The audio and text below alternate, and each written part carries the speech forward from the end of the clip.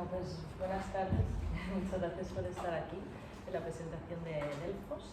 Lo primero, bueno, agradecer a Cris y a Lola que nos acompañan y nos alojan, que nos hace mucha ilusión. Con Cris ya habíamos tenido unos talleres, pero ninguna presentación, y con Luna lleva mucho tiempo también viendo que libros del catálogo podían ser también vinculantes con ella y su trabajo y sus textos, y me apareció este libro y veía ahí bastante conexiones, así que me hace mucha ilusión también poder hacer algo contigo, ¿no? Un poco para contextualizar, yo vengo de parte de la editorial, de Caja Negra, y este en concreto es un libro de la colección de ficción que se llama Efectos Colaterales. Caja Negra es una editorial que durante 15 años lo que ha estado es básicamente traduciendo y publicando ensayo. Entonces hace como un año salió esta colección de ficción, ¿no? Desde esta especie de diagnóstico de hay algo en las escrituras que no son solo ensayísticas, ¿no? Que necesitamos para poder imaginar otras formas de estar en el mundo, ¿no? Y que hacía falta como cierto salto a otro tipo de escrituras que diesen pie como a marcos más de la imaginación, de la fantasía, de la ciencia ficción, de la autoficción, etc.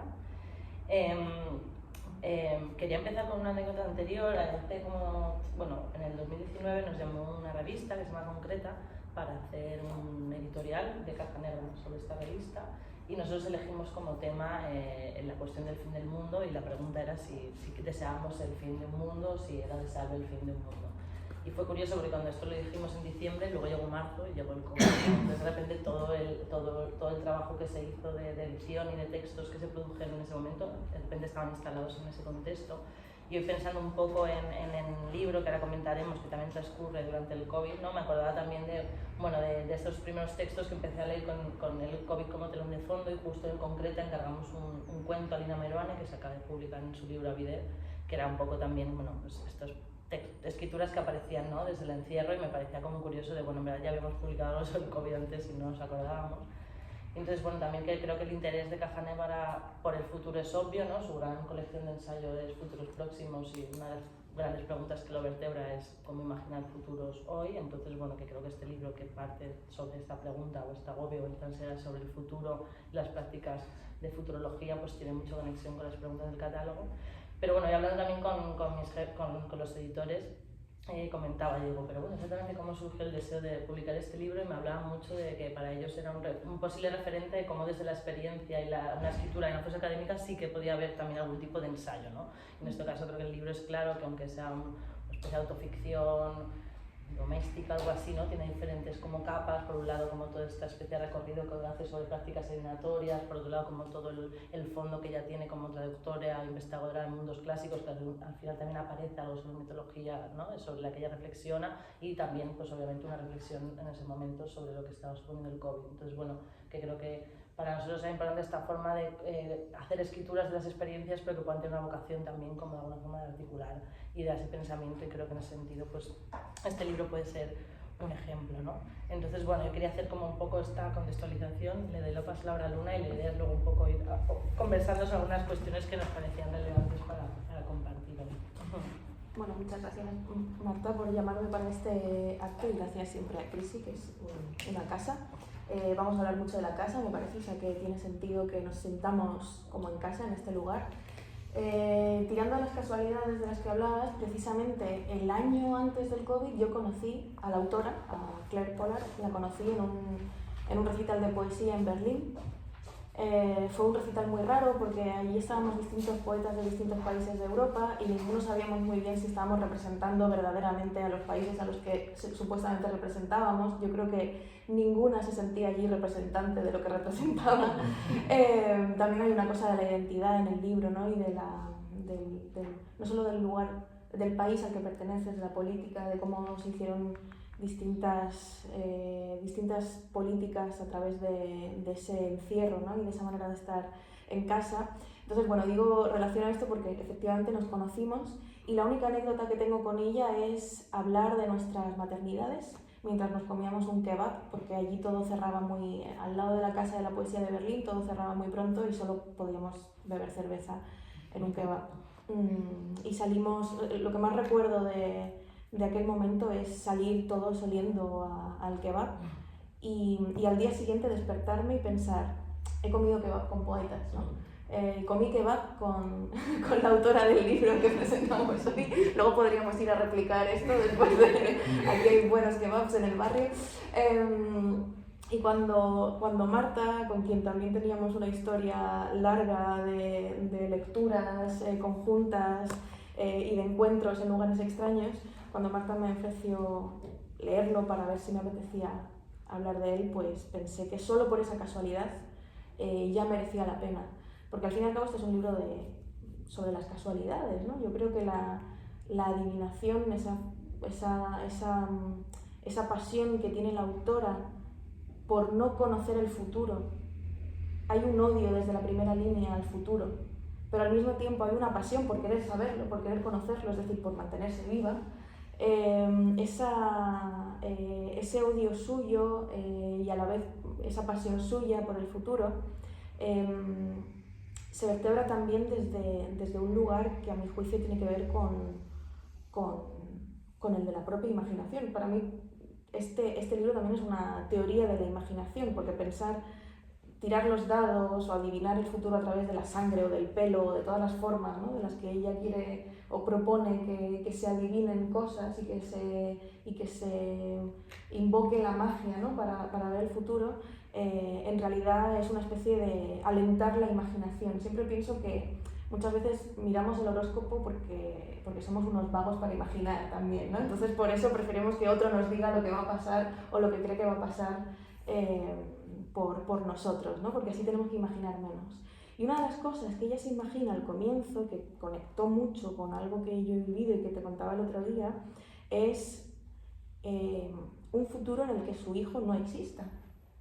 Un futuro en el que toda esta, pues el COVID, toda la situación política a la que nos enfrentamos, el cambio climático, etc., un futuro que sea imposible pensarlo a través de su hijo y por supuesto de los descendientes de su hijo, ¿no? Una ya no es madre pensando que va a ser abuela, una es madre pensando que vamos a desaparecer todos, ¿no?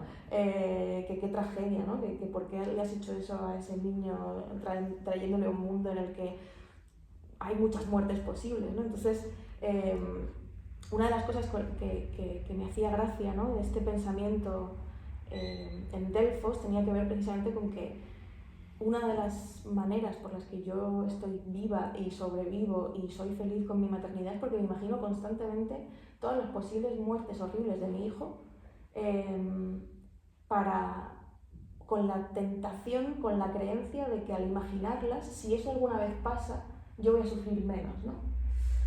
Yo creo que es lo que le pasa a la autora en este libro, ¿no? Ella quiere mirar al futuro, quiere adivinar el futuro, quiere tentar las ideas de futuro y dejarlo en manos a veces de otros también, de esa sangre, de esos pelos, de esas señales, de esa astrología, en parte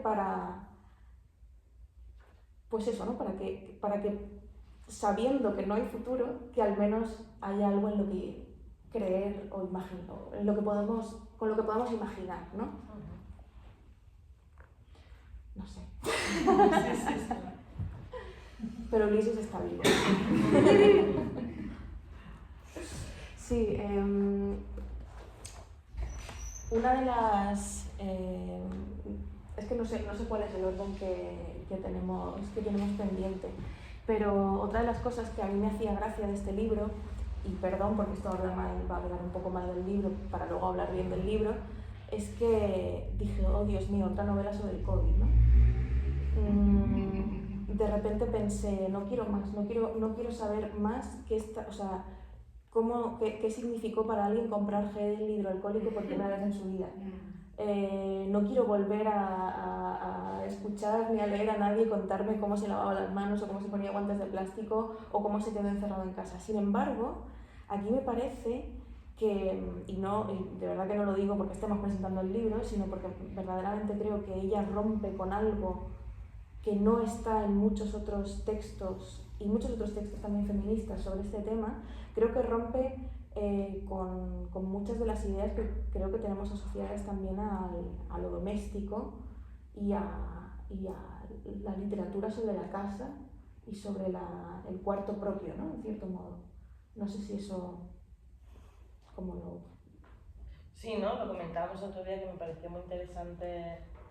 Bueno, esta idea de cómo, que comentabas tú, ¿no? De cómo al final también, al estar todos sometidos al mismo régimen de encierro, pues la casa deja de ser el lugar del encierro, ¿no? Femenino, por antonomasia, o de los trabajadores domésticos, etcétera, ¿no? Y como entonces de repente esta situación como generalizada hacía que la casa pudiese ser otro lugar, ¿no? O que fuese un lugar que esté conectado de las formas como para habitar sus tópicos, ¿no? Desde otras, bueno, hacia otros vectores o otras capas de complejidad, ¿no? Que yo sí que creo que no solo ves a una mujer teniendo que cuidar la casa, hacerse cargo, que está, ¿no? Hay una cuestión de los cuidados y la pareja y ciertas asimetrías, de repente la casa se vuelve en otro sitio, ¿no? Otras cosas. Sí, yo me acordaba del texto este de Len Si-Sun a propósito de Molly Bloom, en donde analiza, o sea, pone al personaje de James Joyce como un personaje, como un arquetipo pionero un poco en la manera de retratar a las esposas en la literatura del siglo XX, en parte porque aunque la veamos durante toda la novela dentro de la casa, hay un último capítulo que es el monólogo de Molly Bloom, donde está siempre fuera de la casa, ¿no? Y de hecho está fuera de la casa follándose a un montón de peña, que es un poco también lo que pasa en este libro, ¿no? Que de repente cuando se sale de la casa hay un despertar también del deseo, que para ella parecía también inédito en cierto modo, ¿no? Entonces si lo pensamos, antes hablabas, ¿no? De cómo estáis intentando buscar también textos de ficción en donde el trabajo no solo sea con las imágenes, las metáforas y las escenas, sino que también sea el pensamiento, ¿no? Entonces a mí me parece que aquí Claire, yo creo que aquí también como que ensaya otras maneras de hacer un monólogo interior, ¿no? O sea, y creo que ese monólogo interior es un monólogo súper académico y estructurado, ¿no? Ella es muy pulcra a la hora de echar sus ideas, incluso si es una cosa muy íntima, ¿no? Es decir, le da una pulcritud académica a la intimidad que a mí también me ha interesado bastante a nivel de estilo. Ya. Sí, con respecto al estilo, ¿no? Que yo creo que también sería interesante como comentar también esta cosa. No se me olvida como contextualizar a la autora, porque básicamente es el primer libro que tiene traducido al castellano y que ella en verdad su trayectoria mayoritaria es como poeta y también ha sido dramaturga, ¿no? Que luego hablaremos un poco de esta idea de quién está escribiendo novelas hoy. Y hay una cosa que me hacía como gracia ver leyendo algunas partes, de que hay una especie de autoironía, o hay, yo siento un pozo irónico, no sé, como humor inglés, no sé cómo tan...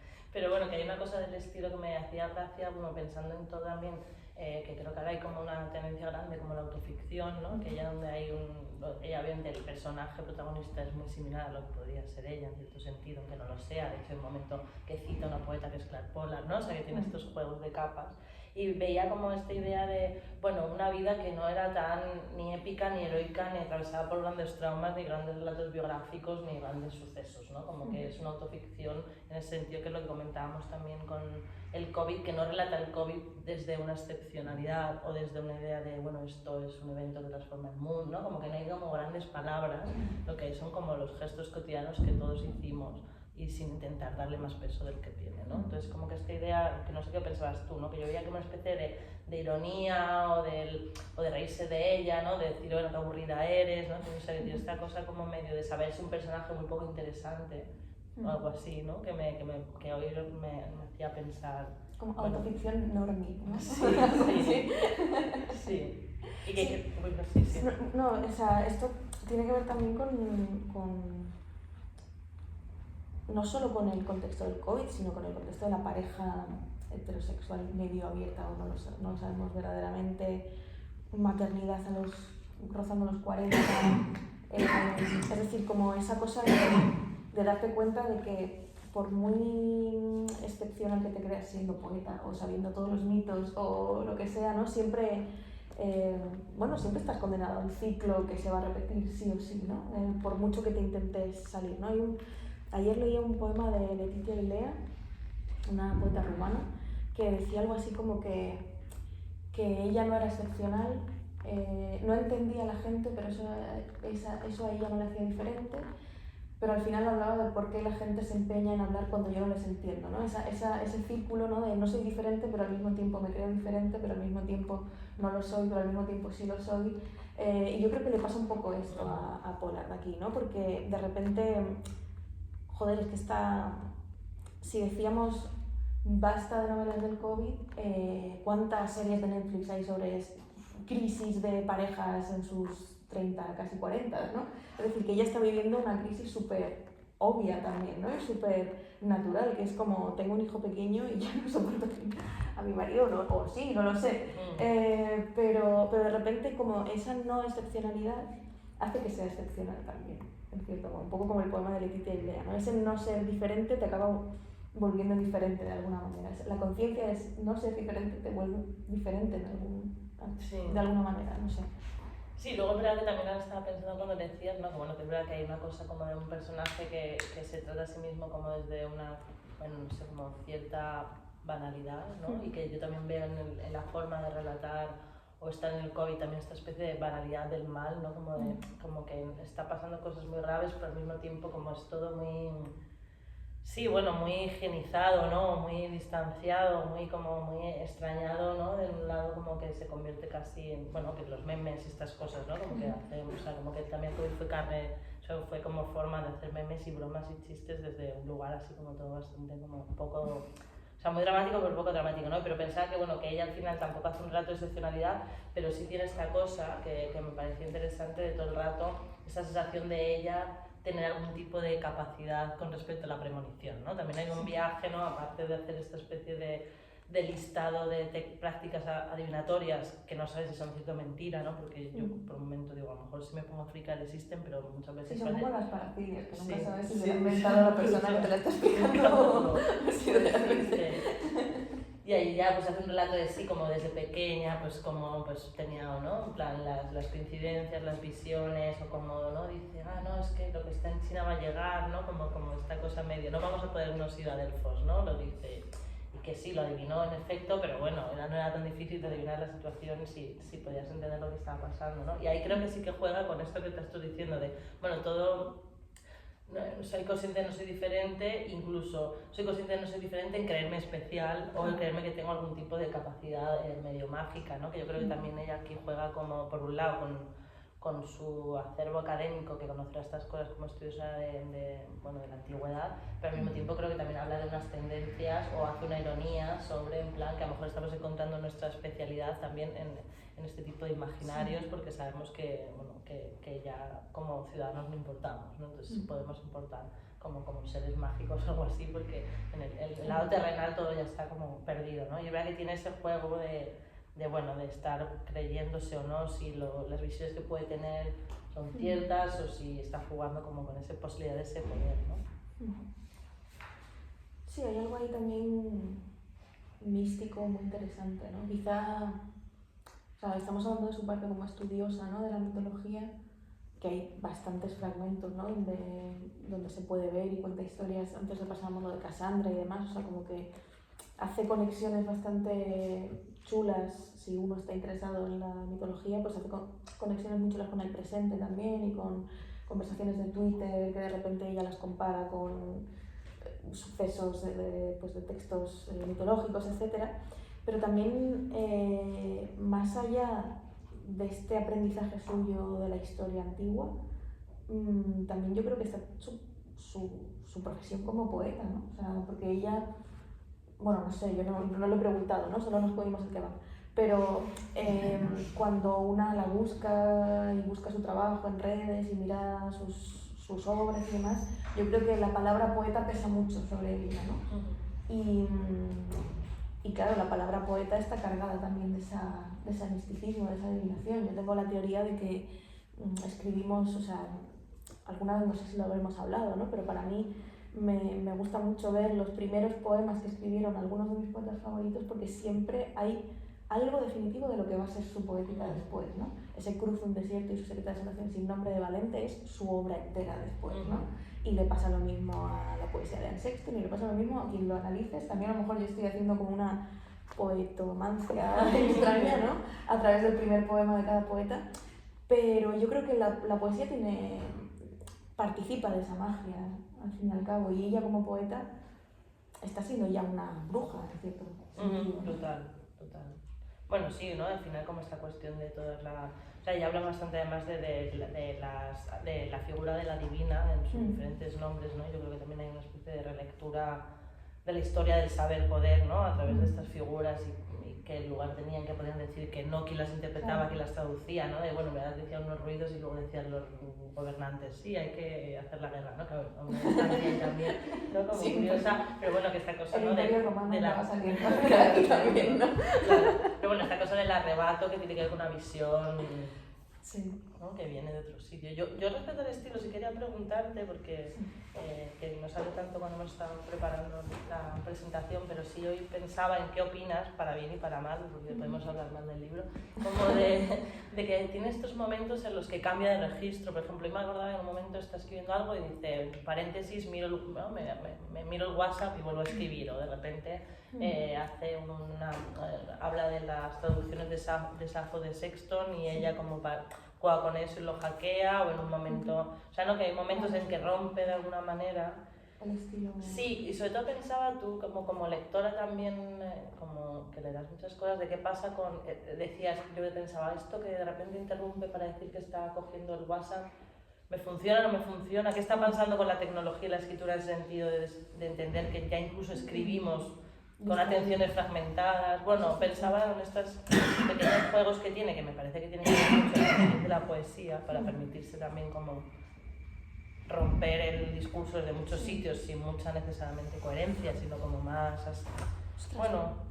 Pues mira, yo incluso haría una lectura, no sé dónde, quién lo dijo el otro día porque no me acuerdo de qué autora estaban hablando, pero una autora clásica, bueno, como del siglo XX, que tenía un cuento en el que ponía no sé qué palabra cada vez que ella, mientras lo escribía, tenía que ir a darle el biberón a su hijo recién nacido o alguna cosa, ¿no? Como una marca dentro del cuento en donde tenía que... O sea, donde ella dejaba clarísimo que tenía que parar para escribir, pero que no era tan claro, que era como muy soterrada esa información. Es que no me acuerdo de quién era, pero es súper interesante y me da rabia no acordarme el nombre de ella. Pero bueno, la cuestión es que yo lo veo un poco así también, ¿no? Me parece interesante como no lo había pensado así. Esto que dices yo no lo veía mucho más integrado, pero creo que tiene ese sentido. También ella es dramaturga, entonces son como también como una especie de repente como el público está en ese Zoom, el público está en ese WhatsApp. Es como que ella está en el escenario de su casa y de repente vemos que hay más gente, ¿no? Que a lo mejor la está mirando desde la pantalla. Eso es bonito.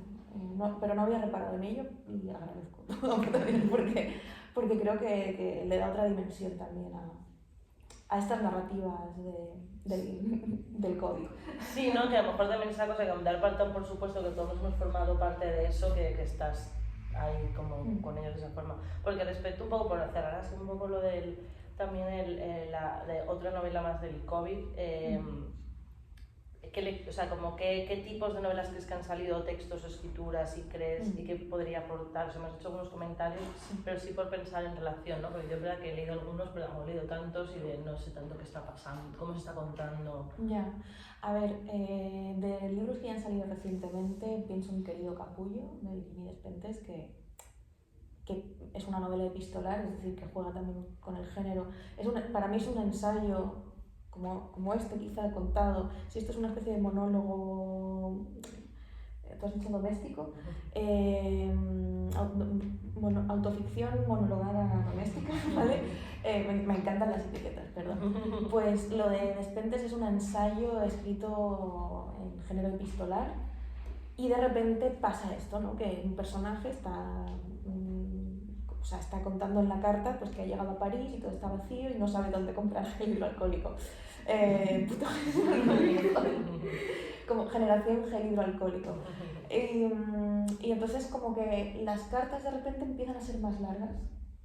Formalmente las cartas que se mandan a los personajes, o según recuerdo empiezan a ser un poco más extensas y están redactadas con otro ritmo. Entonces es interesante, ¿no? Ver cómo también el COVID les da o nos da una capacidad para pensar que a lo mejor no teníamos antes, para pensar en otras cosas, ¿no? Y para pensar más ampliamente en algunos temas que antes iban más rápido, ¿no? Y esto se ve muy bien en Querido Capullo. Y yendo a su pareja de juegos, ¿no? Polve Preciado, su último ensayo es el COVID, o sea, y es un fin del mundo, es una celebración del fin del mundo, de hecho. Es la gran fiesta del fin del mundo, ese ensayo. Que es lo que hablábamos, ¿no? De las que frente a esta escritura que a lo mejor es como más desde lo ordinario de la experiencia, ¿no? Que también hay otro tipo de escrituras que tienen más que ver con generar cierto tipo de reflexiones o sentencias sobre qué cambia el COVID, o cómo el COVID transforma el mundo, cómo es la oportunidad para desarticular, cómo las cosas, ¿no? Yo también me acuerdo cuando empezó toda la situación con mis compañeros de piso, que era como, pues que no hemos estado tan cerca de que pueda acabarse el capitalismo, ¿no? El momento de todo es así como, ostras, pero ¿cómo van a pararse las cosas? ¿No? Había una cosa tan rara. Y luego no pasó nada, ¿no? Que es lo que también hablábamos de que hubo como un momento de necesidad de pensar, escribir, contar, y yo creo que luego han pasado muchas cosas, por supuesto, pero también se han escondido las cosas que están cambiando, ¿no? Yo creo que esto permitió cambiar cosas de la política, pero que en verdad no son tan evidentes que sigan, ¿no? Y que es como esta sensación también del... Por eso, ¿no? El COVID se ha quedado como en un lugar raro del recuerdo de dónde estabas tú cuando te pasó, pero ya hablamos más casi de dónde estabas tú cuando te pasó, cómo lo viviste, que de una cosa más geopolítica, ¿no? O macropolítica grande, que yo creo que pues, este texto también en ese sentido se agradece pues, por dejarlo como ahí. Yo quería también entrar en cosas que me parecen bastante interesantes sobre cómo aparece la temporalidad, o bueno, ¿Qué piensa ella la temporalidad como para que sea un libro obsesionado con el futuro, ¿no? Que tiene que ver mucho, como tú decías, con la anticipación a la desgracia y con el consuelo de la clarividencia, ¿no? Ya en un momento lo dice, me parecía un par interesante. Entonces yo he encontrado una frase que me ha gustado mucho que dice: el cielo y el infierno no existen en el espacio, es una frase del texto, no existen en el espacio sino en el tiempo, ¿no? Pensar que el cielo y el infierno no son topografías espaciales, sino que son épocas o tiempos, ¿no? Y me parecía que ella lo que estaba haciendo era un poco algo así, ¿no? Todos estamos encerrados, este sitio es una casa, pero ya no es una casa, es como todo, ¿no? El lugar donde compro, el lugar del cine, o sea... Pero el tiempo sí que es lo que se vuelve un lugar de salvación, como el cielo, o un lugar como infernal, ¿no? Entonces, como tú te decías, me parecía muy interesante que hay muy pocas referencias al pasado, ¿no? Sí. Al pasado biográfico de... Sí, no, de hecho es un libro que ocurre o sea, está encapsulado en un presente, está en la casa, o sea, no, aunque se sale en determinados momentos, pero yo siento que el tiempo está encapsulado totalmente, ¿no? Como una especie de línea, no sé, como cuando en las pelis, en un hospital se apaga un corazón y suena el y ya todos los personajes lloran, ¿no? Pues ese pitido no es tanto de llorar, sino de estar, ¿no? Es como un pitido de repente que te permite existir, ese silencio, ese tiempo parado, esa especie de muerte, al contrario es lo que te permite existir, ¿no? Ese encierro. Y es curioso porque tira mucho del...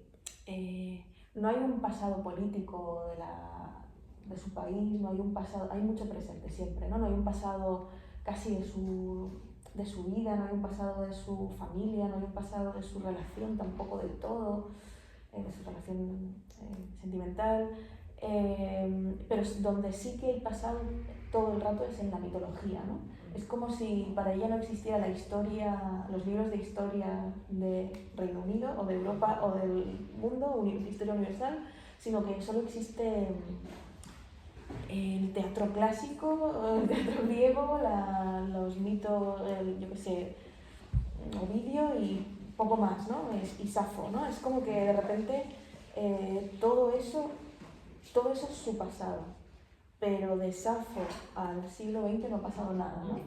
Y eso es súper interesante, ¿no? El cómo a veces, o sea, el cómo estar encapsulada en el presente te hace querer ir o al futuro, o a adivinar el futuro, o a un pasado que ni siquiera puedes imaginar cómo olía y cómo existía, ¿no?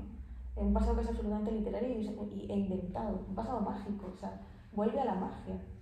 Y me hace pensar un poco, como ella está todo el rato con la figura del hijo, es muy importante, como ella está también todo el rato con una imaginación infantil al lado, esto también puede ser influyente, porque yo pienso en mi hijo, por ejemplo, y para él es más importante Skibidi Toilet que es como una serie que ahora en TikTok y en YouTube de unos hombres que son váteres y que hay un virus en el mundo, bueno, en fin, como una cosa tremenda, pero claro, es su mitología.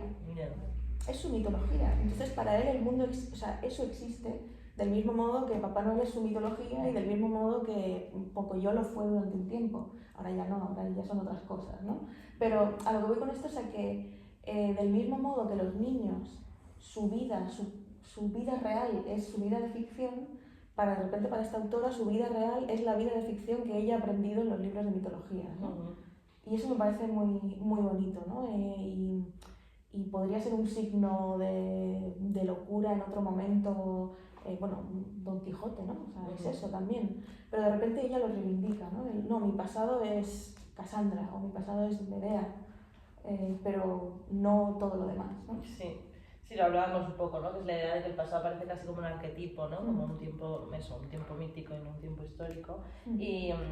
Y que justo también, yo estaba hoy también pensando como ella en esta cosa de, bueno, quizás su mundo, lo que la conforma es este mundo mítico mágico y estas prácticas adivinatorias también como de una cuestión, como de una creencia mágica en la posibilidad de adivinar el futuro, como que justo los momentos que creo que son como más intensos de existencia, de vida, de deseo, de tal. Ella, por ejemplo, en todas las escenas como un poco sexuales que describe es como contándolo como si fuese Tiresias con el que está follando o algo así, ¿no? Digo, bueno, eso también, todo lo demás es una vida como, pues como en crisis, ¿no? En una crisis de pareja donde ya no hay sexo, etcétera, etcétera, y de repente cuando aparece un momento así como de deseo y vitalidad es en ese imaginario, ¿no? Como si fuese el único sitio donde aún existe la erótica, la pasión, la violencia, la vida como nos, ¿no? Como con las contradicciones, pero como lo que nos gustaría que fuese y no pues la cosa del gel alcohólico. De hecho, como pensando también, yo decía, pensando en el libro y esta cosa como de cierta banalidad de la historia, porque él también es como, ¿no? También es como, qué raro fue y se ve en el texto de estar viviendo un momento que sabes que es histórico, pero que no está pasando tanto, o sea, está pasando muchas cosas, pero no está pasando tanto, ¿no? Y me acordaba de ese momento de los memes que había de cómo pensabas que ibas a estar en el fin del mundo y era un disfraz como de guerrero y cómo estás y la foto está Belén Esteban tirada en el sofá en pijama, ¿no? Es como llegó el fin del mundo y nosotros ahí como, bueno, enchufados al pijama todo el día a ver series, ¿no? Y pensaba mucho que hay algo de la novela que es muy desde el lado de no, estas grandes heroicidades no siempre son lo real en los momentos de transformación histórica, ¿no? Y también hay algo un poco terrible en el mensaje, ¿no? Que es que lo excepcional a veces es aburridísimo, ¿no? O sea, que realmente cuando hay algo tan excepcional como esto, en realidad estamos muriéndonos de aburrimiento, ¿no? Eso es terrorífico. Ya. Bueno, solo queda nunca vamos a dejar de aburrirnos. Bueno, es que a lo mejor ciertas cosas son pasan los mitos, ¿no? Y simplemente son como... Sí. Sí, esta cosa también como del tiempo y el futuro, porque claro, a mí me parece que tiene una relación, ¿no? Está este texto que es como un poco el que se ha elegido así más promocional, de bueno, detesto el futuro, obviamente tiene una relación contradictoria, no lo detesta, ¿no? Está obsesionada, ¿no? Hay como una cosa. Y pensaba en esta idea de bueno, odias el futuro, o sea, como una persona que aparentemente relata una crisis de los 40, de es una pareja heterosexual, clase media, occidental, en Inglaterra, pues claro, ¿no? El futuro que te queda es la enfermedad y la muerte o ver a tu hijo morirse, o sea, ¿no? Ya estás, tú sabes que ya has vivido donde podrías como vivir intensamente y lo que viene hacia adelante ya no es un futuro que desees, ¿no? Yo creo que también está muy claro esta relación del futuro con su más arco biográfico, ¿no? Su tiempo biográfico, pero también me pregunto mucho en esta cosa de la idea del futuro, como que pueda haber una anticipación que le permita como, ¿no? Un consuelo también respecto al hijo, etcétera, pero también como esta cosa de en un mundo donde cada vez es más difícil desear, sea en un contexto general, o desear vivir, o desear como ciertas cosas que no sean capturadas por el deseo del capitalismo, etcétera. Y justo en ese momento que no podía haber deseo, no podías decir quiero salir a dar un paseo, quiero hacer tal, claro, si no hay deseo no hay futuro, ¿no? Entonces yo creo que también hay una cosa que creo que vuelvo, de que todas las escenas de voluptuosidad, de realidad, sean en un tiempo arquetipo mitológico, en un tiempo como arraigado, era como, y es una cosa que comenta Mackenzie Ward en un libro que también acabamos de publicar, Raving, que saldrá ahora, que es como cómo podemos creer que hay un futuro si no hay deseo, ¿no? Y eso creo que me parece como también interesante como síntoma, ¿no? Más allá del COVID, sí hay una cosa que también tiene que ver con... Pues el futuro son estas pequeñas ficciones futurológicas, pero sabemos que no hay futuro con el cambio climático, pero es que no podemos no podemos imaginar un futuro porque no estamos no podemos como desear, ¿no? Algo así, bueno, pensaba, no sé qué piensas. Sí, además aquí entra otra vez como el tema de la adivinación, ¿no? Ese no poder desear, dejas en manos de otros a tu deseo, es decir, dejas en manos del I Ching tu deseo, dejas en manos del tarot a tu deseo, dejas en manos de narrativas, o sea, de la imaginación tu deseo, ¿no? Eso es interesante también, ¿no? Porque al final en esa conciencia del aburrimiento que viene y del fin que viene, para mí lo lógico, o después de muchas lecturas, sobre todo de feminismo y muchas lecturas de las que se pueden conseguir en esta librería y muchos de los temas de los que se tratan, los talleres que hacen en Crisis también tienen que ver precisamente con explorar otros deseos, ¿no? A lo mejor de lo que ella se da cuenta aquí es que está aferrada a una manera de desear que es la que le han dicho que es la que nos han dicho que es la única que puede desearse, ¿no? De repente ella hay un momento en el que hemos dicho que el sexo lo narra muy patosamente incluso, ¿no? Muy desatendidamente, pero de repente te describe la luna, una noche en la que ella mira por la ventana y ve la luna y es hermoso. Y es como, siente más deseo hacia mirar el cielo que hacia el cuerpo del amado, ¿no? Entonces, eso también es bonito, ¿no? Todos los otros deseos que ella puede explorar aquí, ¿no? Y eso yo creo que hay una literatura del presente y creo que también en la Caja Negra hay bastantes libros que lo abordan de cómo tenemos que prestar nuestra atención a otros deseos más allá de aquel que es el que se nos ha impuesto, que es aparentemente nuestro único deseo, que tiene que ver normalmente con la familia, la pareja. Sí, el deseo reproductivo. Bueno, de hecho que es curioso, así con un poco spoiler, pero hay un momento así con más de una aventura y obviamente no es con otro hombre, ¿no? Sino que es una especie de abrir el espectro del deseo que también, bueno, me parece que hay un momento que me parece muy gracioso que dice, bueno, le dice ella a la persona con la que está liando, no puede ser porque tú tienes novia, dice, pero tú estás casada, ¿no? como si ella en esa, ¿no? También sabes que se ha salido hasta de sí misma, ¿no? De ese régimen de deseo, ¿no? Justo, ¿no? Como así. Y nada, otro de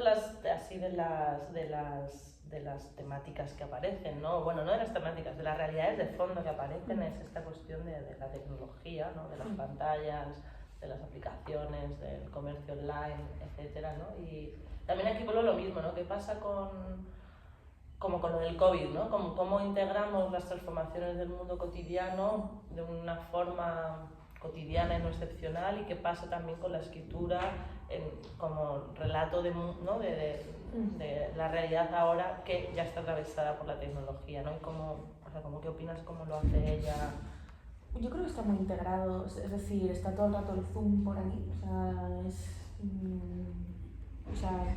gel hidroalcohólico y Zoom son las dos cosas. Tampoco hay tanto gel hidroalcohólico en la novela, pero bueno, el Zoom sí que está totalmente presente, ¿no? De hecho, a veces como que la paranoia, no sé si alguna vez a alguno os pasó, pero la paranoia de estás todo el día con la cámara encendida y ya... Yo miraba en plan, hostia, he cerrado Instagram, ¿sabes? En plan como porque digo, me siento totalmente un gran hermano creado por mí misma además, ¿no? Porque tengo siempre la cámara encendida, ¿no?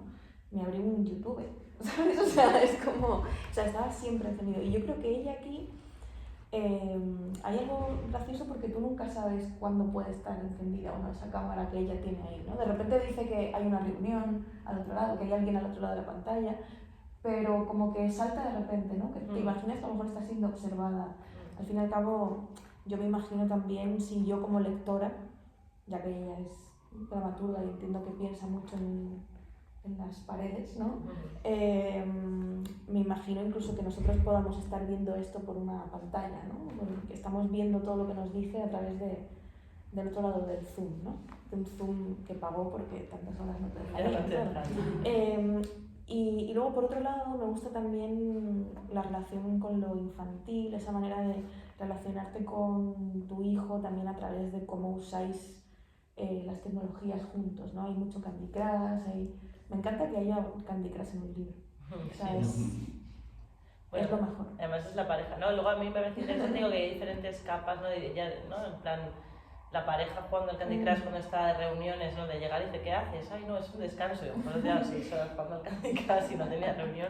Luego ella mucho más con Instagram, ¿no? Que hay como, luego el hijo más con vídeos de YouTube de cosas, ¿no? El hijo pues el que está en la vanguardia, ¿no? De lo que de los seguramente contenidos. estaría viendo Espíritu Sí, ¿no? ahora, ¿no? Le preguntaremos. Pero bueno, que me parecía también ahí como se iba ahí haciendo una especie de sociología ¿no? indirecta de los usos de la tecnología. Cuando dice, me haces otra vez ver The Wire, ¿no? Como, no sé. Y de la soledad también, ¿no? Porque parece que es muy bonito tener Netflix en familia porque todos vais a ver la misma serie, pero en realidad estáis cada uno en una habitación viendo cosas distintas, ¿no? A mí a veces me pasa con mi hijo que me siento y yo me pongo, estoy viendo Seinfeld ahora, no sé por qué, porque tampoco me gusta tanto, pero bueno, nunca lo había visto, así que tengo que verlo. Entonces está Seinfeld mientras ceno y luego está Ulises viendo otra. En Netflix también es la misma cuenta dividida para distintas personas, sí. Pero cada uno está viendo una cosa mientras cenamos y de repente fue como, tenemos que acabar con esta dinámica. Claro. Porque no estamos viendo la tele juntos, cada uno está viendo su mierda, cada cosa peor además. Ya, antes lateral menos. Al final que viva sí que lo quería ver conmigo. Sí, pero ya el resto bueno, a lo que voy, ¿no? Que hay una soledad también. O sea, cada uno está con uno con el Candy Crush, otra con otra cosa, con el Zoom y las reuniones, y otro con sus juegos y sus cosas, ¿no? Es decir, que les aísla, o sea, es normal que el espacio doméstico no sea aislante porque lo que les está aislando realmente es la tecnología. Bueno, es que ahora que dices esto, claro, que la casa es la casa, pero luego están las habitaciones, ¿no? Yo creo que algo pasó en el COVID, como al final todo el mundo era tu casa. Y el dispositivo electrónico que estás usando es otra cajita, ¿no? Pero por eso digo como que hay una cosa de cajas de cajas, ¿no? Que el espacio doméstico ni siquiera es un espacio de la cocina y tal y cual, sino que hubo mucho tiempo, esto no cabe recordar, ¿no? De al final, momentos de así de tu habitación y también si vivías con gente, entras en un momento de repliegue porque no había como más momentos, ¿no? Y que claro, esto es una cosa como muy banal y muy tonta lo que voy a decir, pero claro, las pantallas eran el único afuera, o sea, el mundo era la pantalla, ¿no? O sea, porque vieses una serie, sea porque... Yo me acuerdo que me dio, en un momento en el COVID, como que antes de dormir me veía un cuadro que me gustase, pero o sea, como en plan, no sé, me veía como cuadros de la historia del arte, o sea, de sublime, ¿sabes? Como un frangélico, no sé, me consolaba, ¿no? Entonces viajaba a las páginas web de los museos. Tu pasado es frangélico, sí, el suyo es medio. Claro, yo ahí a los Caravallos. Y era algo como que me decía, ¿no? Como que era una ventana a un mundo de... que no sé, no sé, era gracioso el ritual. Es mucho más sano eso que hacías tú que lo que yo creo que hacíamos. No, hacía mucho más cosas de contar eso. Seguro que todos estamos pensando aquí anécdotas después. No, hacía más cosas, pero bueno, es la que se puede contar. No, pero bueno, y lo que estábamos, y me parecía también como esta idea como has dicho, la infantilización, ¿no? De la idea del mundo infantil, y me parece también que el uso tecnológico de estos adultos es muy infantil. O sea, hay un momento en el que son muy infantiles, bueno, somos todos muy infantiles con los consumos de los contenidos, ¿no? Y al final ella pues también lo que hace, sí, que no sé, que hay una cosa muy graciosa también de los adultos no siendo capaces de ser adultos en muchas cosas, o no queriendo ser más adultos. Pero es que también, fíjate, o sea, no sé, como no cuentan cómo era la dinámica antes, tampoco podemos adivinarlo, ¿no? Pero yo creo que también es un choque de repente estar con un niño tantas horas, cuando normalmente el niño está en el colegio o en la guardería o en lo que sea, ¿no? De repente el pasar tantas horas con alguien que realmente... a quien realmente no ves tanto, porque a los hijos al final no les vemos tanto entre semana, porque están todo el día en el colegio, y tú estás todo el día trabajando, y suerte si luego hay interacciones chulas entre semana, porque la vida te lleva a que no las haya, ¿no? Pero eso también pasa, ¿no? Que de repente a lo mejor dos adultos, o ella como madre, de repente se ve influida por el día a día también de un niño al que no está tan acostumbrada, o al que teóricamente no está tan acostumbrada, ¿no? Pero que ahora por cojones tiene que estar siempre a su lado, ¿no? Y eso yo creo que también se va notando en la evolución, se va viendo también. Yo creo que empieza siendo muy dura, pero acaba siendo cada vez más cándida en ciertos momentos, en su manera de hablar de sí misma y de todas las cosas, ¿no? Y esa candidez yo creo que la aprende del niño, ¿no? Y el tiempo compartido, sí. No sabía de ese tiempo obligatorio compartido Sí. que el colegio vendió. Sí, ¿no? Yo también como hablando de esta idea de las pantallas y tal, me venía a la cabeza como un concepto de una investigadora que se llama Jara Rocha, ¿no? Que hablaba de, en ese momento hice un curso con ella, ¿no? Y con Cajana hice un curso con ella y ella pues empezó a hablar esta idea de la zoomificación totalitaria, ¿no? Que me parecía muy guay, que ella relacionada con la crisis de la presencia y que creo que es una cosa que volvemos un poco a esto también de la soledad, ¿no? Porque al final las pantallas son aperturas a mundos, pero son desde interfaces hiperdiseñadas, ¿no? O sea, como que al final tú, cuando empezó el COVID, podías tener reuniones, no sé, yo usaba Jitsi, no sé qué tal, y un momento que todo el mundo tenía que usar Zoom, ¿no? Y de repente una homogenización absoluta, ¿no? También a través de todo eso. Por eso yo creo que nos resuena tanto que al final todos en nuestras casas hacíamos lo mismo. O sea, decir, que poco, digo, que al final, ¿no? Como que también una cuestión de que para mí que el relato funcione en términos de empatía también describe una sociedad, o por lo menos esta vida heteroreproductiva o este contexto más concreto de clase media y no europea, de mucha homogeneización de experiencia. Lo que vuelvo a lo mismo, pues la mitología de repente es... Sí, y aparte de la homogeneización también de la enfermedad, es decir, ya llegaba un momento, al principio las primeras personas que tenían COVID era como, oh, Dios, se va a morir, o yo misma, oh Dios, me voy a morir, pero de repente era como, sí. ya, ¿sabes?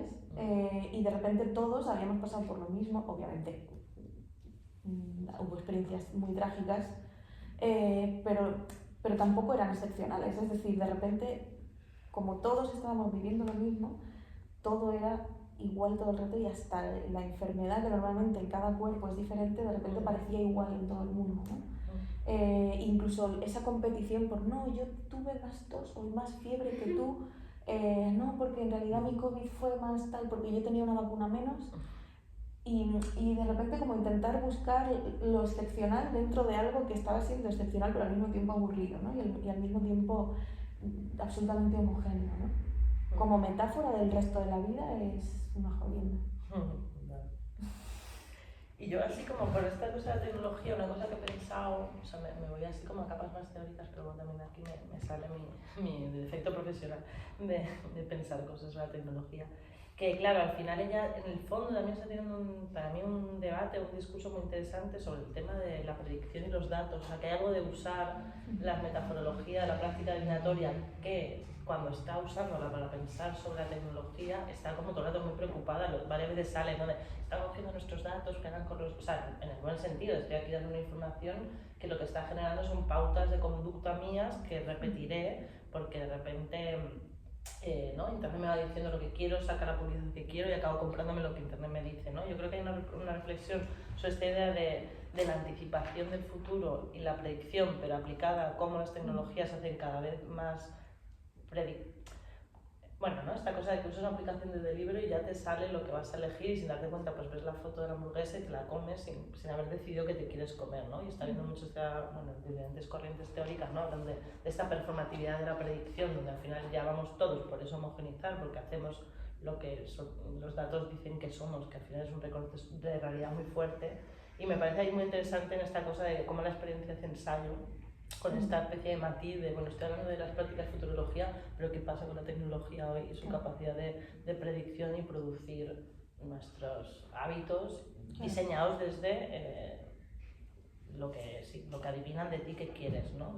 Pues por eso yo a veces cuando conozco a gente nueva, es una forma de conocerlo, digo, enséñame esto de Instagram lo que te sale para ver qué te sale según tu algoritmo, porque de repente le salen cosas muy frikis y a mí me salen cosas frikis, pero a cada uno le salen lo que supuestamente más vemos, ¿no? Entonces es como la foto, como bueno, una forma de ver una foto, me da qué música te gusta, que dice de ti esto, y claro, yo empiezo a veces cuando la hacía gente, claro, yo empiezo ya, digo, uy, esto demasiado salía aquí, ya no me gusta, tengo que darle más likes a no sé qué otra cosa, ¿no? Entonces como de entrenar para que la autoimagen mía, ¿no? Bueno, no sé, que esto me parecía bastante interesante del libro, como que no es muy explícito, pero que hoy como lo pensaba. No, y además tiene algo gracioso porque hace tan solo unos años no pensábamos, o sea, nos parecía hasta una locura la gente que decía, no, es que las tecnologías van a adivinar nuestras cosas. Tan loco como la taseografía, profecía a través de las hebras del té o los granos de café. Quiero decir que la adivinación algorítmica, no sé si se Ujú. llama así, Sí. nos parecía una ilusión tan loca como puede ser esto del café, ¿no? Ujú. Y al final no, o sea, Ya que no, al final claro. está ahí, ¿no? Entonces, es gracioso porque yo creo que es de lo, o sea, ella no tiene una no sé qué mancia para, o sea, dicen muchos distintos tipos de adivinación, pero al final con lo que podríamos bromear es que con que toda esta experiencia le llevó a una mancia distinta, ¿no? Nosotras lo llamábamos 2020 mancia, ¿no? Sí, Una especie mancia. de... Al final 2020 se convirtió en el año que predijo lo aburrido que iba a ser el resto del siglo XXI, ¿no? En ese sentido. Sí, yo quería, es justo, es que me acuerdo, tenía algunas citas apuntadas, o sea, cosas para leer que al final no estoy leyendo, pero hay una que me parecía muy pertinente. O sea, ella dice algo que me ha sonado mucho con lo que tú has dicho de lo del gran hermano, no todo gran hermano, ¿no? Porque ella en un momento reflexiona como Internet es un sustitutivo de aspectos religiosos, ¿no? Y ella lo dice desde él, queremos ser mirados y salvados, ¿no? O sea, lo religioso no tanto como una fe, sino como, al final Dios siempre te mira, habla por ti, te salva, pues Internet como esta manera digital, ¿no? La autorrepresentación y como esta manera de alguien sé que me está mirando, por lo tanto existo, por lo tanto hay como, ¿no? Una salvación invertida interesante. Y aquí hay una anécdota de una aplicación que es una aplicación del tarot, o sea, una aplicación móvil para el tarot que me parece que junta estas cosas que estás comentando. Dice, Kurner Kind, autora del código de Kunning Tarot, utiliza un algoritmo para elegir al azar las cartas de su aplicación con ilustraciones que hizo ella misma. Cuando un usuario tira sus cartas, se lo invita a ingresar su estado emocional y otras reflexiones, que la app traquea a lo largo del tiempo para poder dar información sobre el bienestar mental, como lo haría una app menstrual. Su código responsivo, creación ante la información del usuario, también basa sus lecturas en conductas como los toques en la pantalla, y un hechizo mágico que Kurne incrustó en un código basura armado por un sacerdote wicca, ¿no? O sea, como esta doble capa de, al final, estar como un sistema de inacción, pero pasado por una aplicación que en el fondo... O sea, está haciendo como, ¿no? Esta doble capa. El análisis de cómo le das a la pantalla. Sí, sí. Bueno, no sé, o como claro, de conducta lo que tú des ahí al y reconstruye y digo, bueno, ya estamos como... Que a mí me pasa mucho, ¿no? Que yo personalmente pues tengo simpatía por ciertas prácticas así, pero cuando me dicen, no, un chamán en Zoom, como que no me colapsa. Y luego, o sea, la gente que tal, dicen que es igual de operativo, la gente ella lo tiene aquí, ¿no? Y cuando tienes el ICHIN como de aplicación, claro, lo puedes echar 80 veces y yo estoy todo el rato echando 80 veces el ICHIN, me va a decir todo lo que yo quiero que diga, me va a decir 7 cosas y elegiré la que yo quiera, ¿no? Y es como una sí, accesibilidad que también para mí rompe algo del ritual que tiene sentido, ¿no? O mi forma de entender si tiene sentido. Y me parece gracioso que ya tengamos fe a pesar de, ¿no? Ya como actúa a distancia o aunque lo repito, no hay la excepcionalidad de una tira de cartas que a X tiempo, sino que cuando quieras scrolleas hasta que salga la carta que quieres, o sea, ¿no? Como... Es como jugar a Monopoly online, ¿no? Que siempre gana, siempre gana la máquina. Sí, o sea, los dados siempre salen fatal para una, ¿no? Está o sea, diseñado. claro, o sea, es el...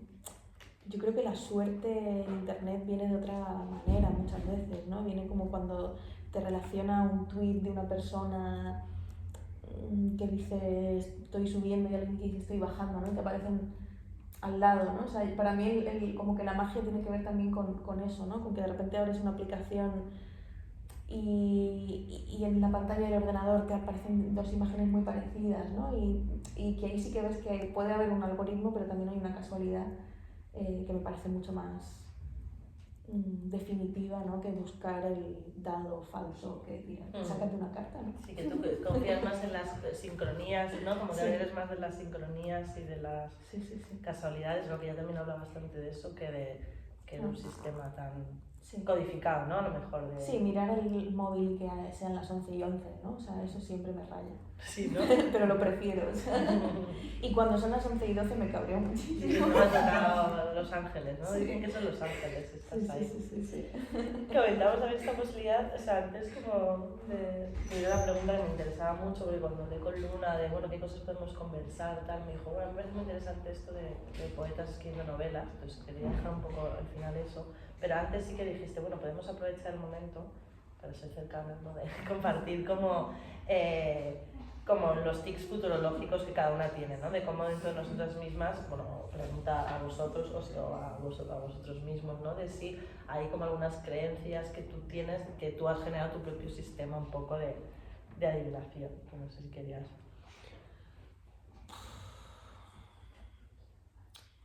Sí, o sea, como, no de adivinación, pero sí, en plan, si esto pasa, hago esto, ¿no? En plan, si hoy en la ducha se me cae mucho pelo, salgo de fiesta, no sé, o sea, como, esto es absurdo, pero como pequeñas cosas así, ¿no? De, si mi novio me llama antes de las 3, le cuento esta historia y tal, o sea, como esa cosa de si esto pasa, hago esto. Son como pequeños retos a algo que no sé cómo va a suceder, ¿no? Si saco un 5,6 en vez de un tal, esto lo hacía desde el instituto. Sí, voy a decir, que esto es desde pequeña, ¿no? Sí, o sea, como sí, que son cosas que vas ahí como... Sí, como la adivinación Heidi, no sé, es una cosa así como muy infantil. ¿Y tienes alguna así como claro? No. Son un poco como que en ese momento te da la sensación de, uy, esto es una señal de algo, ¿no? Como señales. Sí, o sea, por ejemplo, cuando me leí el Ulises, sí que sabía que si me lo conseguía leer en 3 días tenía que escribir un ensayo sobre el Ulises, sobre la experiencia de haberlo leído y sobre las casualidades y cosas que me habían pasado con eso. Yo me fío mucho de, bueno, ella lo habla aquí también, ¿no? No me acuerdo del nombre, la mancia de los libros, ¿cómo es? Ay, sí, esa es la que he apuntado también. La esticomancia era, ¿no? Sí. Pues yo esto sí que lo sigo, ¿no? Si de repente hay algo ahí... Bueno, yo ahora por ejemplo estoy obsesionada con cosas de mística, no sé cuántos, y sobre todo también investigando mucho las anunciaciones, cómo se habla de las anunciaciones en literatura. Y el otro día se chocó una paloma contra mi ventana y se le cayó un ojo, y tuve que limpiarla y recoger el ojo. Dios. Bueno, y claro, yo pensaba, espero que esto no signifique que estoy embarazada, en primer lugar. Y luego, ¿qué coño quiere decir esto de repente, no? Porque esto sí que tiene que ver con lo que yo estoy leyendo, o sea, que tiene... O sea, no sé si es por culpa de los libros que esta paloma muerta o qué, ¿no? Pero de repente sí que me rayé mucho. Y no sé por qué estoy contando. No, pero sí, a mí lo de que los pájaros estampen me genera también mucho de... Tengo una foto del ojo, si alguien quiere verlo. Tienes que guardarlo para hacer un amuleto. Esa peli de profecía, ¿no? Que pasan estas cosas. Sí, ¿no? Que todo... Bueno, es que también estamos tan dominados de las películas de terror también, ¿no? ¿Verdad? Como... Sí, jo normalment no penso en com van dir el futur ni res, ni m'ho prenc com a senyals. Però jo vaig veure la presentació d'aquest llibre anunciat de Crisi quan feia poc que havia estat jugant un videojoc on havia arribat a Delfos perquè està ambientat en l'antiga Grècia. I va ser per bueno, pues ja Tremendo, sí. Wow. Qué miedo de repente, ¿no? Sí, a mí me pasa a veces como que de repente hay momentos en los que digo, uy, demasiadas cosas así que me siento que me están señalando cosas y me aburro. Y digo, uy, no. Yo justo había elegido también esta idea de la psicomancia, porque yo, por ejemplo, sí que hay una cosa que hago a veces, yo tengo en mi casa el diccionario de símbolos de Cirlot desde un montón de tiempo, cuando lo pedí a mi padre y se lo pedí, me lo quedé. Entonces hay momentos que me dan flux y digo, ay, y entonces hago así, lo abro, a ver qué palabra es, y según esa palabra, pues, bueno, me lo quedo ahí y veo qué pasa. Y eso es algo como que empecé, porque me gusta a mí mucho también esta idea de darnos nuestros propios sistemas de mágicos, ¿no? Que a mí esto me gusta mucho en general, como no tanto de voy a aprender el tarot, sino, pues mira, me va este rollo de decir cuando abrir el libro, pero sí como intentar como cuidar cuando lo hago, cómo lo hago, luego qué hago con esa imagen o no, etcétera, ¿no? Pero que me gusta mucho, como que creo que es un poco lo que estás tú contando, ¿no? De nuestros propios sistemas mágicos. Sí, las pestañas también me gustan, o sea, me encanta soplarlas y me encanta... Es como siempre me levanto y me miro en el espejo deseando tener una pestaña para soplarla y pedir algo. Pero cuando se te queda enganchada yo lo paso fatal luego. Sí, y luego también, por ejemplo, a mi pareja, él tiene unas gafas así grandes y las pestañas muy grandes también y tiene como, yo siempre digo que tiene una especie de suicidio de pestañas porque es la gafa y como mogollón de pestañas, ¿sabes? Aparte de que debería lavarse las putas gafas en algún momento de su vida. Es como que las tiene todas ahí como si se hubiesen caído, ¿sabes? Y están ahí, Y me da rabia porque está perdiendo muchos deseos, ¿no? Claro. Y las veo ahí a las pobres que no se caen, que se quedan ahí en el cristal, ¿no? Como las brisas, ¿no? En los parabrisas. Exacto, sí. Yo tengo mucha manía, por ejemplo, con Nochevieja, en plan, me da igual Navidad, pero no tomarme las uvas me genera mucho malestar. Wow. Como si fuese a ser un año horrible. O si ese año las uvas pasa algo, o si... O sea, me da como mucho del año va a ser como lo que pasa aquí. Y mira que la Navidad me da igual, pero eso se me ha quedado siempre, como no sé, a ver si se me pasa, porque... Y no, pues bueno, yo creo que podríamos cerrar un poco con esta pregunta, ¿no? Que tenía que ver con qué opinabas tú, qué es esto de que los poetas escriban novelas y qué diagnóstico un poco tú tienes sobre qué está sucediendo, ¿no? Un poco de qué está sucediendo con estos cambios. Sí. Bueno, un poco lo que has dicho tú de una colección, una editorial de ensayo que de repente quiere explorar cómo el pensamiento se cuela en otros géneros literarios, me parece que es un poco lo que está pasando o lo que estaría bien que pasara también en el ámbito literario y editorial en general, ¿no? Claudia, que tiene aquí novedades todos los ratos, lo sabrá, ¿no? Pero yo creo que cada vez más autoras, sobre todo autoras, ni siquiera jóvenes, sino nuevas, simplemente autoras contemporáneas que están escribiendo ahora, están hartas de hacer una novela con trama, inicio, nudo, desenlace, ¿no? Y cada vez hay más dramaturgas cruzándose con novelas de movida, o cada vez más... Ahora sí, si miras las novedades literarias, muchas de las novelas de autoras actuales son de poetas, ¿no? Andrea Abreu, bueno, que ya es un libro de antes, pero bueno, que novelas como representativas del momento presente están escritas también por poetas, por dramaturgas. Luego hay, no sé, hay como una mezcla de géneros que me parece muy interesante y una pasión también por la reivindicación de las autoras y sobre todo también de las poetas, no solo como ornamento, porque parece que una cuando es poeta solo lo es para recitar bellos versos en no sé qué sitio y para que te inviten a dar un recital de 10 minutos en un festival y poco más, ¿no? Pero también creo que se están autorreivindicando también como pensadoras, ¿no? Pienso en Berta García Faez, que ahora saca también un ensayo sobre poesía y demás. Vuelve la poética también, es decir, vuelve el género del pensamiento sobre la propia poesía. Y esto me gusta, ¿no?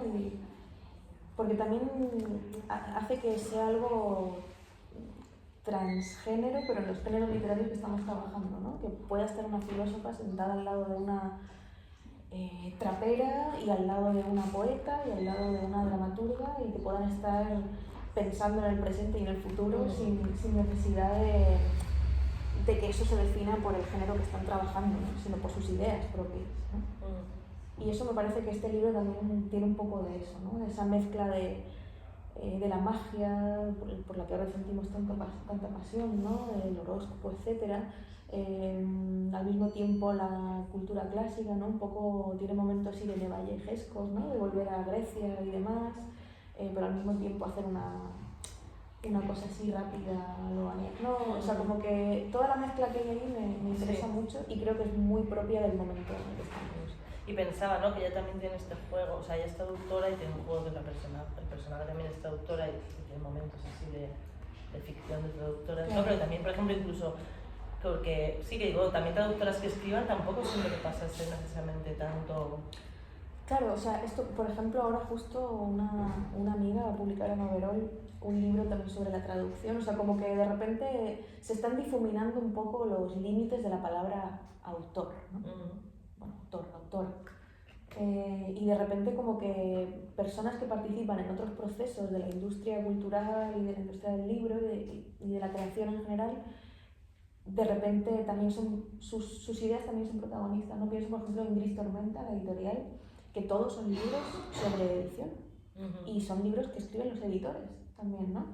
Y eso me parece también muy bonito, ¿no? El dar espacio o sea, quitarnos también la idea del autor de novelas como el dios de todo esto y pasar a otra cosa, ¿no? Y que haya libros diferentes y que podamos experimentar también, ¿no? Y porque, o sea, ahora justo lo has dicho, claro, es que el novelista, ¿no? Es como en plan, igual que cuando el Trump ya fue como, tú también estoy mainstream, es como que los rockeros han muerto, o sea, ya el hombre rockero no puede ser más, ¿no? O parecía, ¿no? Como que en términos de la cultura popular estaba deseando o consumiendo otras cosas, ¿no? Como que también es que es el fin, probablemente, también de esa imagen del novelista, sí, con ese oficio... De esta cosa idolatrada que acababa siendo tan estéril también, tan como personificada en uno solo o en cuatro, ¿no? ¿Sabes? O en el grupo, ¿no? Pero en este caso me parece que también hay una especie de cura de humildad un poco, ¿no? Porque parece, pensando en el futuro, parece que siempre tengamos esa idea de que uno escribe para pasar a la historia, de que uno escribe para ser recordado, de que uno escribe... No, o sea, es que cuando uno está escribiendo no piensa en eso. Y quien piensa en eso es jodidamente egoísta, creo, también, ¿no? Yo escribo pensando también y colaborando con otras personas y hablando con otras personas, y los procesos son muy distintos a ese proceso de soledad que tenemos asumido a la escritura, ¿no? Que hay mucho tiempo de soledad, pero la mayoría es acompañado, acompañado de otros libros, acompañado de otras personas. Entonces yo creo que sí, que la idea del gran autor, del solo autor Dios, se está cayendo poco a poco. Sí, pensaba también yo, por ejemplo, reflexionando con algunos libros del catálogo, ¿no?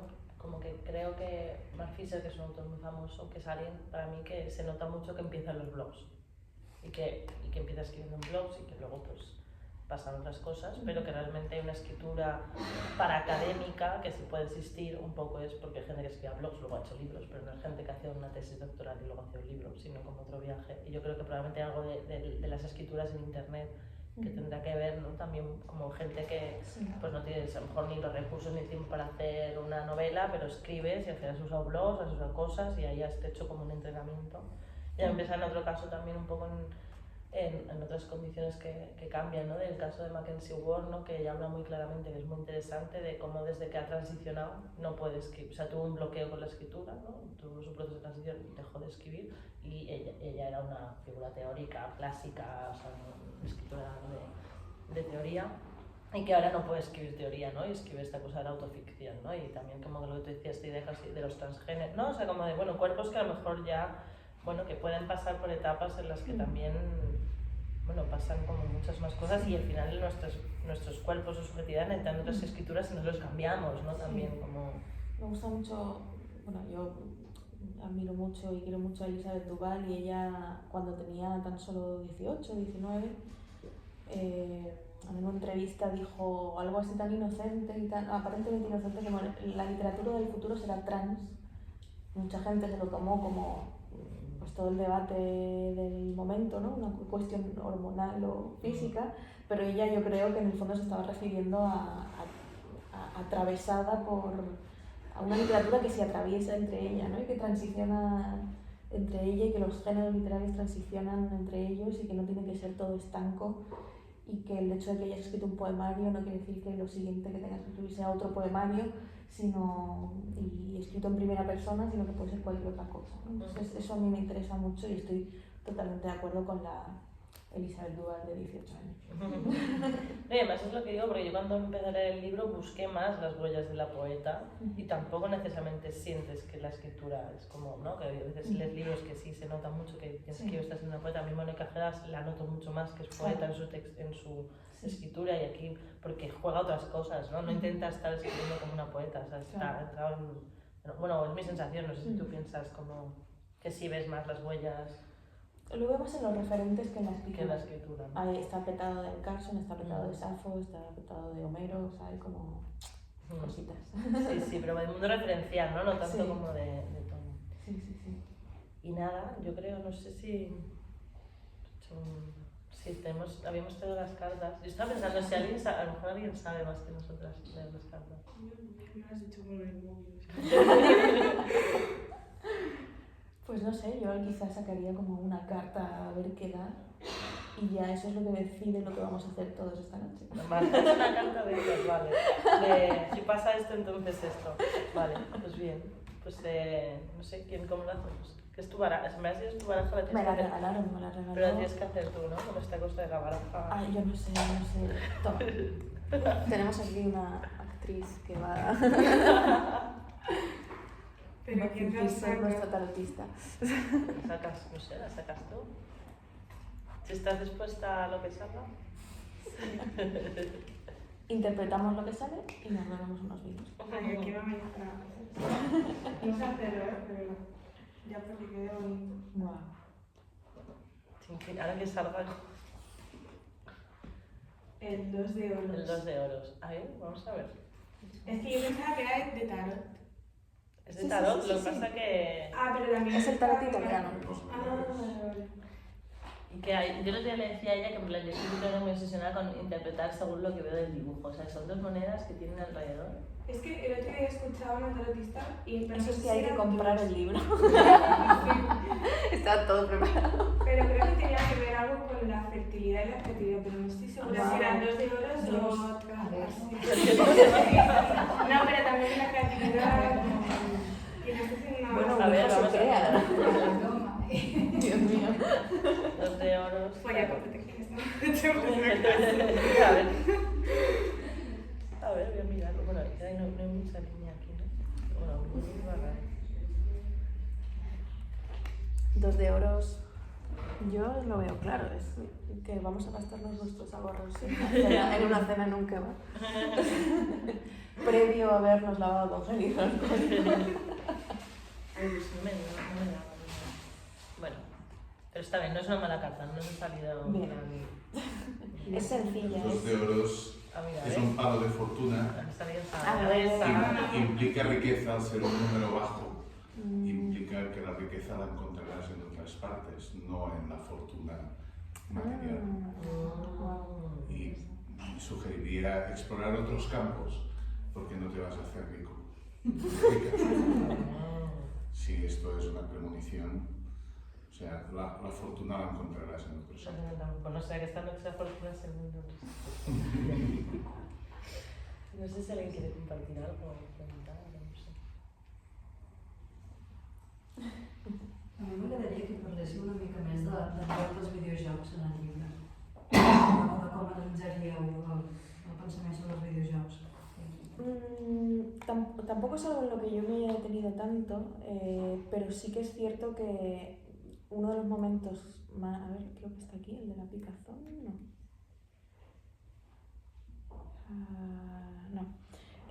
Habla mucho también de la realidad virtual,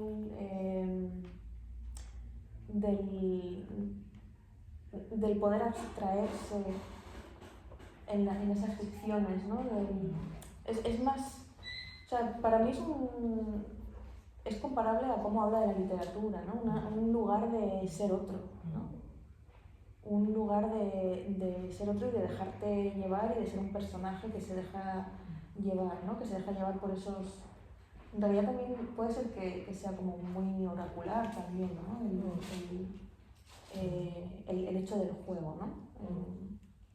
Si no, hay un momento, no, ahora estoy pensando en este momento en el que no habla de lo del game over, ¿no? De esta idea de las pantallas, ¿no? De como de Sí. justo en este miedo, ¿no? Que volviendo al principio, ¿no? Este miedo de si a mi hijo le pasa algo, ¿no? Ojalá el mundo, ¿no? O sea, no sé si dice eso, pero me lo cuento desde la anécdota más del hijo, ¿no? De como que en verdad luego, pues, es una pantalla, vuelves a empezar y habla otra cosa, ¿no? Como obviamente este miedo al futuro es un... Aquí aparece con las cosas de videojuegos o con esta idea del game over como miedo a la muerte, ¿no? O sea, sí, ¿no? Y sí que hay esta cosa, ¿no? Sí, me he recordado, ¿no? El momento este que dice, Voy bueno, a ver tal. si encuentro... Es que es muy bonito el fragmento de la realidad virtual, pero no lo encuentro. Cuando el sueño, no, otro momento. Hay una cosa del Cuando se sueño. pone las gafas... Ah, sí.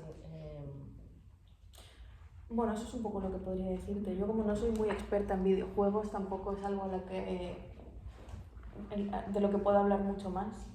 Pero ya que has mencionado lo de Delfos, justo el otro día me puso mi chico un Elder y una escena en la que en la nueva pues, no sé, actualización, no sé cómo se hablan estos términos, ¿no? Pero me puso una escena en la que el personaje entraban a una especie de castillo, que era el castillo de la reina de la luna o algo así, y las tipas que estaban a su alrededor le intentaban matar tirando de libros. Y me pareció fantástico. Así que eso es todo lo que puedo decir de mi conocimiento. Eso y que estoy adicta a los Sims, pero ya está.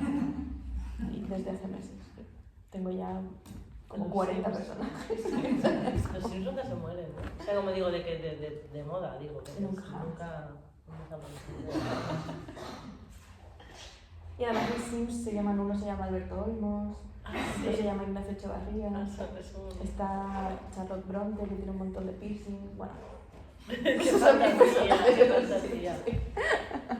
Además me encanta cuando dice, tienes que mandar a Roland Barthes a trabajar.